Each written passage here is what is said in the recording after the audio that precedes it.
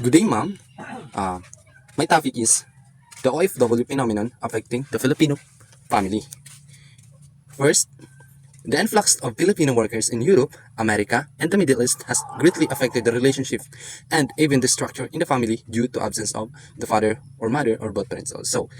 Kaya pala karamihan sa pamilya dito sa atin is naapektuhan yung relasyon sa kanilang magulang kasi due to sa pangangailangan kasi kailangan mag-migrant para ma-provide yung needs for their family.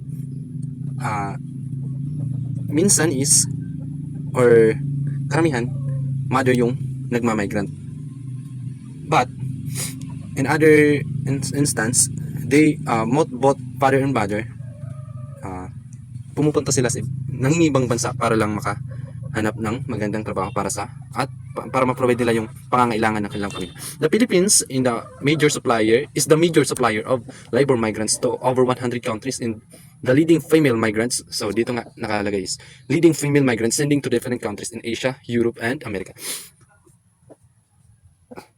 Yung iba is tinitingnan nila yung value ng pera nila sa atin kasi kung saan yung pinakamataas yung value ng pera, doon nila pinipili na mag-migrate para mas malaki yung kita. But yung iba naman is yung tinitingnan nila yung ugali ng kanilang, or for example is doon na sila nagaling at medyo mababa lang yung value ng pera doon sa bansa na pinuntahan nila. But yung pagtrato ng amo nila sa kanila is maganda. Kaya binabalikan nila kahit mahina o mababa yung value ng pera. Second, the OFW phenomenon and the family. The Philippine Institute for Development Studies, or PIDS, described the family as a father, a mother, and their children. They harmoniously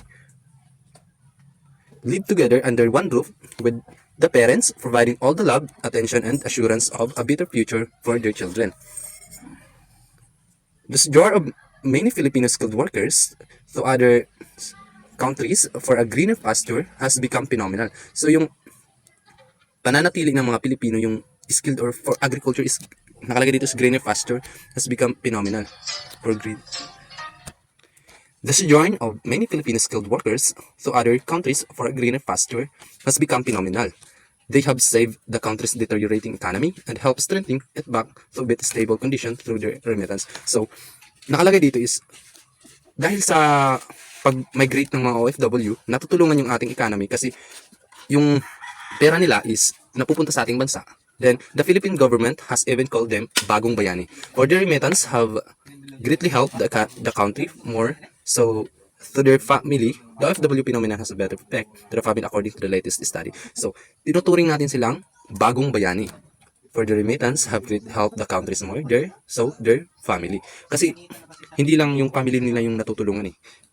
Yung economy ng ating bansa is napapaangat nila.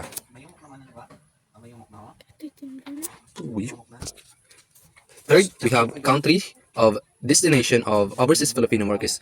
Dito nakalagay kung country of destination of overseas Filipino workers. In this study conducted by the Philippine Institute for Development Studies, or PIDS, in 2008.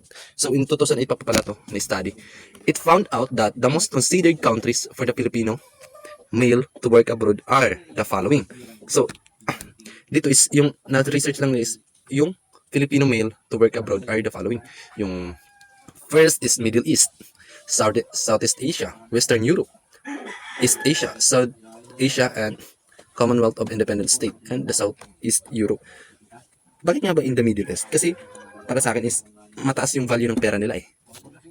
Then yung halos trabaho ng male Filipino worker doon is truck driver, agriculture, factory, then construction. Moreover, the study found that our OFW families believe that they are better off. First is they are skilled in education. Second, they are now engaged in extracurricular activities. Better off the providing wealth needs. They are now accepted by their peers, better off for future needs. We believe they are having a happy family life. So, para mapaganda yung education nila kasi napoprovide. And then, engage sa extracurricular activities, providing health needs. They are now accepted by peers, better off for future needs, and having happy family. The common marital family problems encountered by the OFWs. In the article that appeared in PinoyOFW.com and November 28, 2012, here are some of the problems identified. First, the children back home in the top among the concern of the OFW. Problem with their spouse. First is the children back home is on the top among the concern. Yung mga yung naiwan na mga anak dito sa Pilipinas is number one concern talaga ng mga OFW. Second is the problem with the spouse. Problem with their in-laws.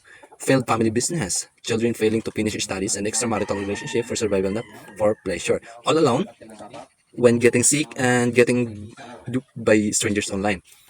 That means man sending money to the supposed girlfriend who turned out to be a gangster member or a woman looking for true love who are then hooked to a married womanizer.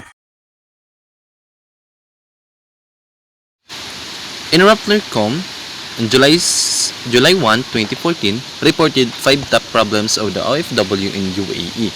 First among the 5 in the non-payment of debt from the credit card and bad loans. So, first is yung halimbawa dito is yung ikaw nag-abroad ka then naka-loan ka doon para ipadala dito sa inyong pamilya. But natanggal ka sa trabaho. Then yun ay illegal. Kaya hindi ka na makakabayad ng utang mo doon, kaya illegal. Hindi ka na makakapunta doon. And top is the relationship outside marriage. In this problems, nangyayari ito kasi for example is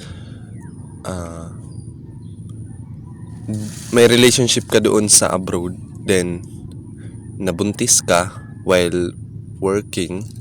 Siyempre pag trabaho, pag buntis ka, hindi ka na makakapagtrabaho. Ito yung result na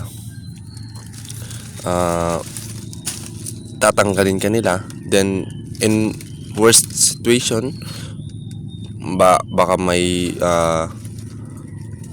kasal ka dito sa Pilipinas, then nakipagrelasyon ka doon sa ibang bansa, sa coworker or kahit kanino, then illegal po yun sa UAE. Third is possession and use of drugs. Pag sinabi kasi nating United Arab Emirates na bansa is isa sa pinakamahigpit na pagdating sa drug test. Kaya once na gumamit or nag-positive ka sa test doon, posibleng doon ka makukulong, then baka mabigat yung penalty na matatanggap mo. Pre, dito sa Pilipinas is parang nature na natin yung uminom kapag mag-celebrate. Pag down na down sa sarili, iinom. Pag na-broken, iinom. Pero doon sa UAE, once na nahuli ka na umiinom in public places, mahigpit kasi sila eh. Maaari kang magmulta or makulong kasi illegal yun sa kanila. 5 last is illegal recruitment. Dito na nga yung mga nangangako na taas yung pasahod din, nagre-recruit ng illegal, but yung mga scammer, for example, is scammer na pinapabayad ng membership fee, ganyan yung mga papilis na kailangan para mapadali yung process ng pagpunta nila sa abroad. Maraming ganyan dito sa Pilipinas. Yung mga illegal na nagre-recruit, then mga scammer pala.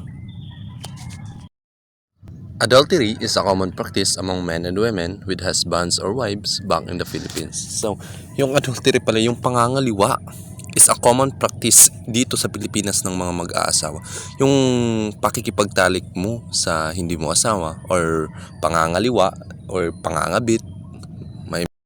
Finding a single man or woman for a relationship abroad is truly a lucky one. So, hindi pala bihira na mag-abroad yung single man.